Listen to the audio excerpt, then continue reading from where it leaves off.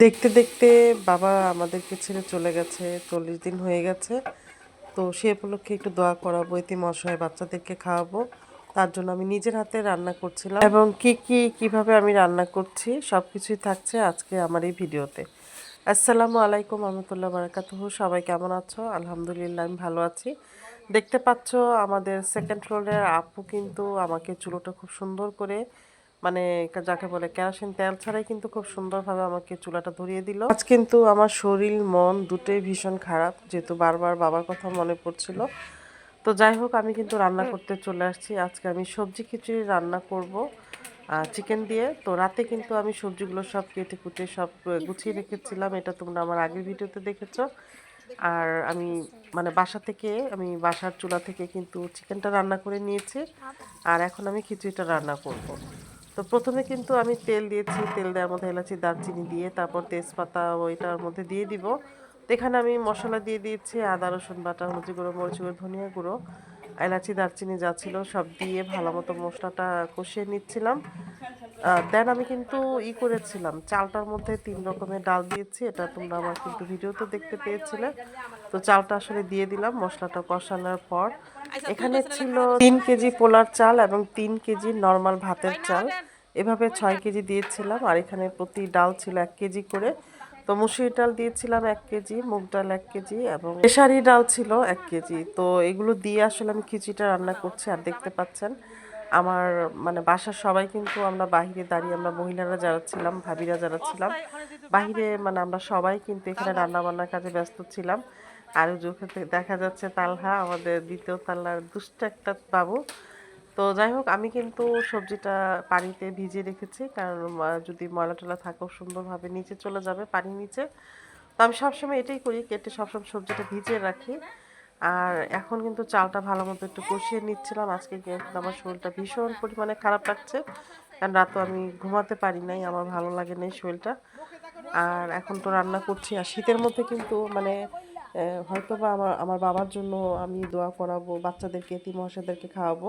কিন্তু আমাদের নিচতলার ভাবি, দোতলার ভাবি, তারা সবাই কিন্তু অনেক আনন্দ করছিল, কারণ এখানে শীতের মধ্যে আগুনের তাপটা খুব ভালো লাগছিল গায়ের মধ্যে। তো আমি এখানে কাঁচামরিচ দিয়ে দিলাম, কারণ খিচুড়ির মধ্যে কাঁচামরিচ না দিলে আসলে ভালো লাগে না। তোমরা সবাই আসলে আমার বাবার জন্য দোয়া করবে, আমার বাবা যেন পারে ভালো থাকে। তো যাই হোক, রান্নাটা কিন্তু শেষ পর্যায়ে হয়ে আসছিল। শেষ পর্যায়ে বলতে যখন খিচুড়িটা বলক চলে আসছে, তখন কিন্তু আমি কেটে রাখা সবজিগুলো দিয়ে দিলাম। আর এখানে কি কি সবজি দিয়েছি এটা তোমরা কিন্তু আগের ভিডিওতে দেখেছো, আমি তোমাদের সাথে শেয়ার করেছিলাম। এখানে মিষ্টি কুমড়া, আলু, সিম, তারপরে লাউ, মোট কথা পেঁপে ছাড়া আমি সব রকমের সবজি এখানে দিয়েছি। আর টমেটো দিয়েছিলাম, দিয়েছি ধনিয়া পাতা। ধনিয়া পাতা তো খিচুড়িতে দিতেই হবে। তো যাই হোক, এখানে কিন্তু বাচ্চারা অনেক দুষ্টমি করছিল, অনেক দুষ্টমি করছিল। আর সবাই এতটা পরিমাণে আনন্দ করছিল কি বলবো। তো যাই হোক, খিচুড়ি কিন্তু বলক চলে আসতে হয়ে যাচ্ছে। তা আমি এখন রান্না করা মাংসগুলো সব ঢেলে দিব।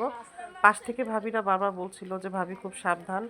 তো আসলে আমি সাবধানেই কাজগুলো করছিলাম। আলহামদুলিল্লাহ কোনো সমস্যা হয়নি, খুব সুন্দরভাবে রান্নাটা কমপ্লিট হয়ে গেছে। আর সবচাইতে বড় কথা হচ্ছে, রান্নাটা শেষ হওয়ার পর সাথে সাথে অনেক গরিব অসহায় মানুষও পেয়ে গিয়েছিলাম। আমার ইচ্ছে ছিল যে আমি এমন বাচ্চাদের খাওয়াবো যারা নাকি রাস্তায় থাকে বা ওরা ঠিক মতো খাবার খেতে পায় না। আমি কিন্তু সবসময় তোবারক যখন রান্না করি আমি এতিমখানায় মাদ্রাসায় দিয়ে দিই। আর এখন কিন্তু আমি বসে বসে টমেটো কেটে নিচ্ছিলাম, যেহেতু খিচুড়ি শেষ পর্যায়ে হয়ে যাচ্ছে। তো টমেটোগুলোকে আমি 4 টুকরো করে কেটে কেটে রেডি করছিলাম খিচুড়িতে দেওয়ার জন্য।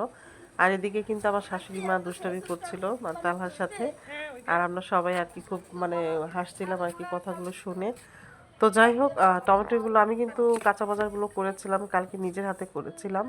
আর বাজারগুলো খুব ভালো ছিল, আমার শাশুড়ি মা কিন্তু অনেক পছন্দ করেছে।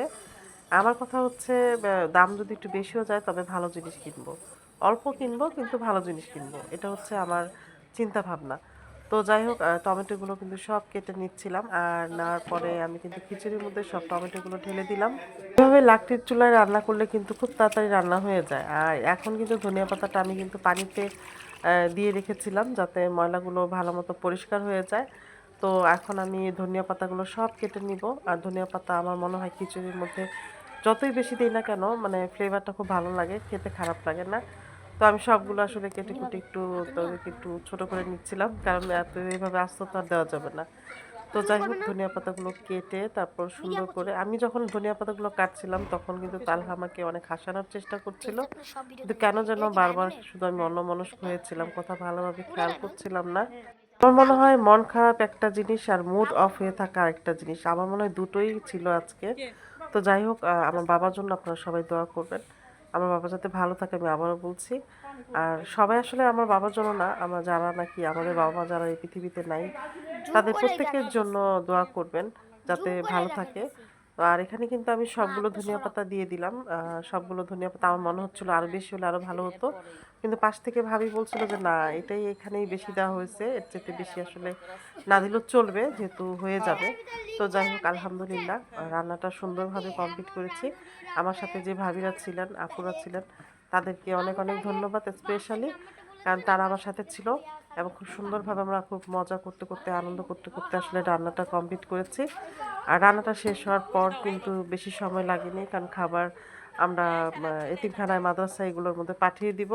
তো সবাই আবারও বলছি আমার রান্নাটা কেমন হয়েছে এটা কিন্তু তোমরা অবশ্যই কমেন্ট করে জানাবে, লং ভিডিও হয়ে গেল।